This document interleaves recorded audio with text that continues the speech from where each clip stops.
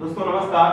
12th Hindi medium और English medium के बच्चे जरा ध्यान दें। अभी हम लोग चर्चा कर रहे थे इस वीडियो से पहले इफेक्टिव एटॉमिक नंबर के बारे में, जिसको कि मैंने आपसे कहा था कि इसको प्रभावी परमाणु क्रमांक कहा जाता है।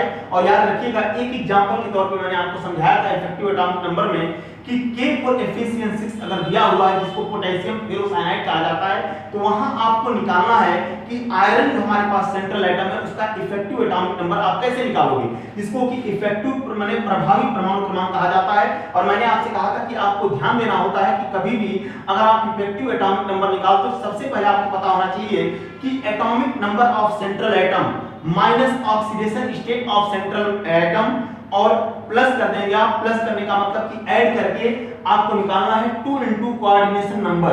उस जो भी हमारे पास आपका सेंट्रल एटम है, जिस लिगेंड से जब बन जाता है तो वहां पर वो पूरा एक तरीके से आप समझ लीजिएगा कि एक उपसर संयोजन मंडल तैयार हो जाता है, जिसको कोऑर्डिनेशन स्फीयर कहा जाता है उस बड़े ब्रैकेट के अंदर, उस स्क्वायर ब्रैकेट के अंदर। और वहां पर कोऑर्डिनेशन बॉन्डिंग बननी शुरू हो जाती है। एक एग्जांपल और लेता हूं मैं आपके सामने। एग्जांपल ले रहा हूं मैं CO और यहां पर लिखेंगे आप COCl3, यानी यहां पर मेरे पास आ गया CONH3 का होल 6 और ये Cl3 लिखा हुआ है। और आपसे कह रहा है कि आपको पता करना है कि यहां पर EAN क्या होगा, EAN ऑफ सेंट्रल एटम। और याद रखिएगा, सेंट्रल एटम का मतलब हो गया सेंट्रल मेटल से मतलब हो रही है, क्योंकि यहां पर ये लोग मेटल के फॉर्म में होते हैं। कोबाल्ट आपका मेटल होता है और आपको बता रखा है मैंने कि C के साथ O हमेशा छोटा होना चाहिए। अगर आप O यहां पर बड़ा कर दोगे तो कार्बन मोनोऑक्साइड हो जाएगा और एक तरीके से कार्बन मोनोऑक्साइड हो जाएगा, तो पूरी हमारी कहानी ही बदल जाएगी। क्यों? क्योंकि जब ये CO रहता है यानी C के साथ O छोटा रहता है तो सेंट्रल एटम होता है। जब आप C के साथ O बड़ा कर दोगे तो उसकी कंडीशन ये हो जाएगी तो लिगेंड बन जाएगा। और लिगेंड का काम क्या होता है? लोन पेयर देना। इसका काम क्या है? लोन पेयर लेना। पूरी कहानी बदल जाएगी आपकी। इसलिए जरा ध्यान दीजिएगा कि आपका हाथ जो है बैठा रहे। अगर हाथ थोड़ा सा भी इधर उधर हुआ तो समझ लीजिए पूरी डेफिनेशन बदल जाएगी कोऑर्डिनेशन कंपाउंड की। जो काम लिगेंड का कर रहा है वो सेंट्रल एटम का करने लगेगा, और जो सेंट्रल एटम का काम कर रहा है वो लिगेंड का करने लगेगा, तो गलती पूर्ण रूप से होने लगेगी। अब जरा ध्यान दीजिए, यहां पर बेटा निकालना है हमको EAN। EAN का मतलब कि हिंदी मीडियम याद रखिए, प्रभावी परमाणु क्रमांक आपको निकालना है। सबसे पहले मैंने आपसे कहा कि आपको पता होना चाहिए कि परमाणु क्रमांक का मतलब होता है सेंट्रल एटम का।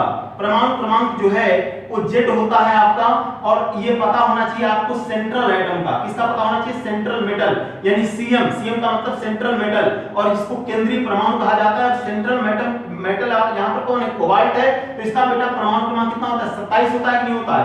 अब बताइए इसमें NH3 किसका काम करेगा? लिगेंड का। फिर कह रहा था हमसे कि आप ये पता करके बताइए कि यहां पर कोबाल्ट की ऑक्सीडेशन स्टेट क्या होगी, क्योंकि सबसे पहले परमाणु क्रमांक निकालना है। फिर क्या निकालना है? ऑक्सीकरण संख्या। ऑक्सीकरण संख्या को इंग्लिश मीडियम याद रखिएगा ऑक्सीडेशन नंबर कहा जाता है। ऑक्सीकरण संख्या यहां पर भी सेंट्रल मेटल की हमको पता करनी है।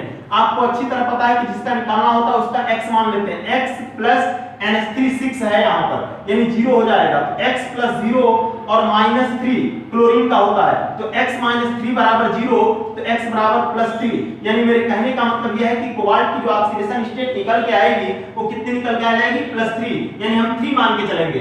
दूसरी चीज, अब यहां पर देखिए 2 into कोऑर्डिनेशन नंबर, यहां पर कितनी बार संख्या लगी हुई है कोऑर्डिनेशन नंबर लिगेंड के साथ? 6 बार। यानी कहीं ना कहीं जो उपसह संयोजन संख्या है, उपसह संयोजन संख्या वो कितनी बेटा आपकी? 6 है। तो बहुत आसानी से निकल जाएगा। फार्मूला रखिए, EAN बराबर क्या रखा था मैंने? EAN बराबर होता है, EAN बराबर परमाणु क्रमांक, इसको इंग्लिश मीडियम एटॉमिक नंबर कर दीजिएगा, परमाणु क्रमांक माइनस ऑक्सीकरण नंबर यानी ऑक्सीकरण संख्या, और प्लस 2 into उपसह संयोजन संख्या। बहुत आसानी से निकल आएगा उपसह संयोजन संख्या। अब मैं बता देना चाहता हूं इंग्लिश मीडियम वाले क्या लिखेंगे यहां पर? Atomic number minus oxidation number plus 2 into coordination number. अब बेटा देखिए परमाणु क्रमांक कितना दिया हुआ है यहां पर? परमाणु क्रमांक आपका कितना है? 27, यानी सेंट्रल एटम का जो एटॉमिक नंबर दिया हुआ है 27 दिया हुआ है, माइनस इसका कितना निकल के आ रहा है आपका? 3। 70 - 3 कर देंगे आप। अब इसके बाद करेंगे +2 into 6। अब जरा कर लीजिए, 24 आएगा, 24 24 और +12 यानी कितना निकल के आ गया? इसका भी 36 निकल के आया। इसका मतलब, मेरा कहने का मतलब यह है कि अगर किसी भी कोऑर्डिनेशन कंपाउंड का अगर आपको इफेक्टिव एटॉमिक नंबर निकालना हो, उसके अंदर किसका पता किया जाता है? सेंट्रल एटम का। और यहाँ पर सेंट्रल एटम कौन है? कोबाल्ट। अगर बेटा आप लोगों को याद हो तो मैंने लिखा था इसको, अगर हम लोग फार्मूला के थ्रू लिखना चाहेंगे तो हमने आपसे कहा था इसको आप ऐसे लिख सकते हो, COCl3.6NH3 करके मैंने आपसे समझाया था। और मैंने आपसे कहा था कि NH3 यहाँ पर लिगेंड का काम करता है जो सेंट्रल एटम को देता है। देखिए यहाँ पर बना है कि नहीं बना है। और क्लोरीन, चूंकि आपका क्लोरीन वहां पर क्या था, क्लोरीन से इलेक्ट्रॉन की जरूरत नहीं पड़ती, इसलिए क्लोरीन ब्रैकेट के बाहर होता है। और मैंने आपसे कहा था कि ब्रैकेट के अंदर वही लोग होते हैं जो कोऑर्डिनेशन बॉन्डिंग बनाते हैं। यहाँ पर क्लोरीन की कोई जरूरत नहीं पड़ी थी कोऑर्डिनेशन बॉन्डिंग बनाने के लिए, इसलिए बाहर था ये। और यहाँ पर ये माइनस में है, इसलिए हमारा बड़ा ब्रैकेट किस में आ जाएगा? प्लस में आ जाएगा। ये भी आपको ध्यान देने की जरूरत है। तो आपके पास एक कोऑर्डिनेशन कंपाउंड आया हुआ है और कह रहा है कि आप इसका इफेक्टिव एटॉमिक नंबर निकाल के दिखाइए, प्रभावी परमाणु क्रमांक निकाल के दिखाइए। सबसे पहले मैंने क्या किया कि मैंने देखा कि सेंट्रल एटम कौन है यहाँ पर। यहाँ पर सेंट्रल एटम कोबाल्ट है। कोबाल्ट का फार्मूला क्या होता है? Cu होता है, सिंबल Cu होता है। बेटा गलती से C के साथ को बड़ा मत करिएगा, नहीं तो लिगेंड बन जाएगा और पूरी कहानी खत्म हो जाएगी वहीं पर। दूसरी चीज, NH3 के साथ होल 6 दिया हुआ है। आपको अच्छी तरह पता है कि ये एक न्यूट्रल लिगेंड होता है और मोनो लिगेंड में आता है, मोनोडेंटेट में आता है, एक तंतु कहा जाता है इसको। और ये न्यूट्रल लिगेंड है क्योंकि इसके ऊपर कोई चार्ज नहीं है। और यहाँ पर नाइट्रोजन अपना लोन पेयर किसको देगा? कोबाल्ट को देगा। दूसरी चीज, कितने लोन पेयर जाएंगे? 6 जाएंगे। और इसमें से जो ये 6 होगा वो आपका कोऑर्डिनेशन नंबर हो जाएगा, उपसर्ग संयोजन हो जाएगा। और एक तरीके से पूरा एटमॉस्फेयर क्या कहा जाएगा? कोऑर्डिनेशन स्क्वायर, जिसको कि उपसर्ग संयोजन मंडल कहा जाता है। और यहाँ पर देख रहे हैं आप लोग कि सेंट्रल एटम कोबाल्ट है जिसका एटॉमिक नंबर 27 है। फिर मैंने देखा कि ऑक्सीडेशन स्टेट कितनी निकल के आ गई? 3 आ गई। फिर इसकी कोऑर्डिनेशन नंबर 6 आ रही है। बहुत आसान है। यहाँ पर आप रखिए फार्मूले में परमाणु क्रमांक कितना था इसका? परमाणु क्रमांक माइनस ऑक्सीकरण संख्या प्लस 2 इनटू उपसर्ग संयोजन। परमाणु क्रमांक कितना था? 27। इसका ऑक्सीडेशन स्टेट 3 आ रही थी, तो इसमें से मैंने इसको माइनस कर दिया, प्लस 2 इनटू कोऑर्डिनेशन नंबर रखा और कितना निकल के आ गया? 36। आपने पिछले वीडियो में भी देखा था कि K फॉर एफिशिएंसी का भी आपका ENN कितना निकल के आ रहा था?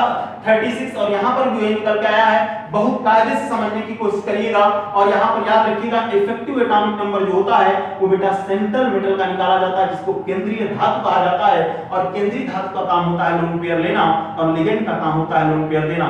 फिर हम कल आपसे चर्चा करेंगे। आज 2 वीडियो आपके पास पहुंचेगी, जरा ध्यान रखिएगा और इसको समझने की कोशिश करिएगा। Thank you.